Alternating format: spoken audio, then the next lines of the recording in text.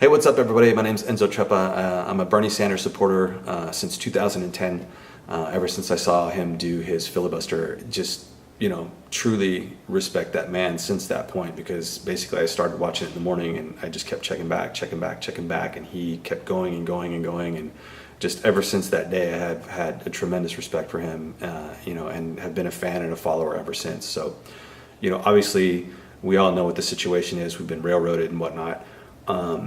And we are in this particular moment, and I know there's a lot of chatter with Jill Stein, getting her on the ballot and whatnot and all this other stuff. Excuse me. And with these really small chances of Bernie, getting the nomination, if Hillary gets taken down. But I mean, come on, let's be honest. I mean, it's infuriating that we all have seen all of this proof.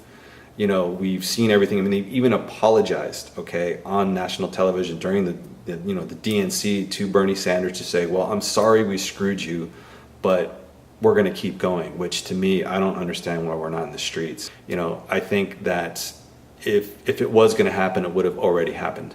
I have to be honest with myself, and I just have to say it. So what that's led me to kind of, come to the realization is that we are locked into the Electoral College. And basically it's 270 votes to win. As far as I understand, Clinton has 239 and Trump has about 180 to 190. So, a couple of key states and Clinton, basically locks it down. After thinking about it, I just really kind of thought, what real impact does Jill Stein have when it comes to the Electoral College? And I'm not trying to say don't support Jill, don't do anything like that, because I don't. I mean, I'm going to support her just because of the fact, as a default vote, I have to. I really don't have a choice, because I can't vote for Hillary and I can't vote for Trump. I can't do it. So I pretty much have to vote for Jill Stein, which is what I'm going to do. But when it comes to the Electoral College, really what I understand is that there's Clinton and there's Trump. Those are really the only two viable options in that platform. And that's the platform that we are in, because let's say Jill wins the popular vote. What is that really going to do in the Electoral College? Because, with the super delegates and the other delegates and the pledge delegates and the, whatever delegates, we got railroaded. And so I just can't think that there's going to be any other way that it's going to happen, because those people are already bought. They already have their plans in place. They already know what they're going to do. I know she's going to flip-flop on the TTP or the TPP.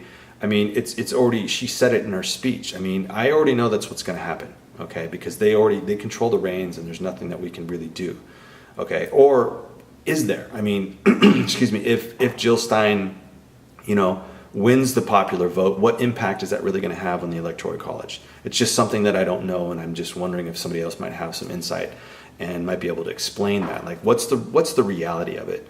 You know what I mean? I really want to know, because I think it's important for us and for the movement to know what we're up against, because I know we all have hope. I still have hope. I mean, there's a small chance for Bernie to kind of come through all of this stuff on top, but it's real small, and I accept that. So I just wanted to put this video out just to kind of, hopefully start the conversation and talk about the race to 270, because nobody's saying anything. I mean, I know there's all this push towards Jill and whatnot, and I think it's great, but I just think that the same thing's going to happen in the general election that did in the primary. I have to say it. I think that's what's going to happen.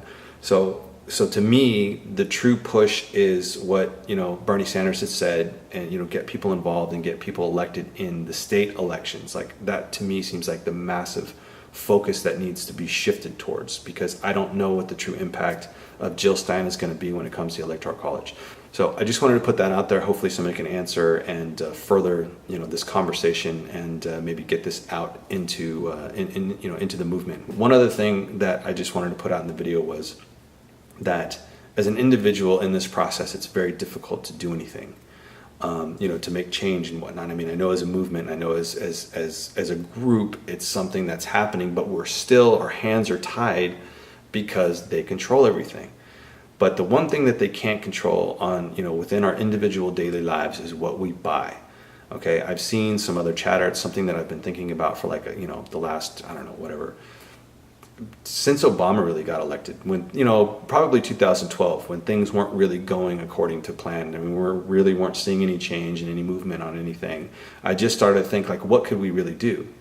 And I've seen some other people talk about it, and so I've been posting and things like that, but it doesn't really seem to have any impact. So the video seems to be the best thing to do. So, anyways, the thing is I would just encourage people to think about what they purchase, how they purchase, how much money they spend, and what products they're actually buying. I mean, 6 corporations, as far as I understand, pretty much control like what we eat, what we drink, what we view, all of this stuff. So it's kind of difficult because you say, oh, I'm not going to buy brand A, I'm going to buy brand B, but brand A and brand B are owned, by one of these 6 corporations. So it's kind of a tough thing to do. But I think that we can do it. I mean, obviously, the movement has progressed to a point where people are tired of it and they're willing to actually do something. So I don't think it's that much, of a hassle for people to kind of figure out how they're going to spend their money on a daily basis. So anyways, I just wanted to put that out there. Hopefully it's something that will make an impact. I know it's an international economy, but I'm just hoping that if everybody kind of does it at the same time and we can all kind of pull together and spend less and less money on all of these products that they keep pumping out to us, hopefully we can have an impact. So anyways, that's my 2 cents. Thanks for watching.